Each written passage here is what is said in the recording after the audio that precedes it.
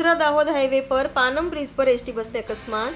Ahmedabad Indore national highway પરના પાનમ બ્રિજનો એક bridge લાંબા સમયથી બંધ હોવાથી થયો અકસ્માત. બિલ્લીમોરાથી દાહોદ તરફ જતી એસટી બસ એક માર્ગી બ્રિજ પર મૂકેલ આરસીસી બેરિકેડ પર ચડી ગઈ. અકસ્માતને લઈ અમદાવાદ ઇન્દોર નેશનલ હાઈવે પર થયો ભારે ટ્રાફિક જામ. સદભાગ્યે એસટી બસ પાનમ નદીમાં ના ખાબકી, જેથી તમામ મુસાફરોનો આબાદ બચાવ. છેલ્લા 3 વર્ષથી અહીં એક બ્રિજ જે જૂનો હોય નેશનલ હાઈવે ઓથોરિટી દ્વારા બંધ કરાયેલ છે અને એક જ બ્રિજ પર વાહન વ્યવહાર ચાલે છે. નેશનલ હાઈવે ઓથોરિટીના બેદરકારીના કારણે લાંબા સમયથી બંધ પડેલા બ્રિજના કારણે ગમખ્વાર અકસ્માત વારંવાર સર્જાતા હોય છે.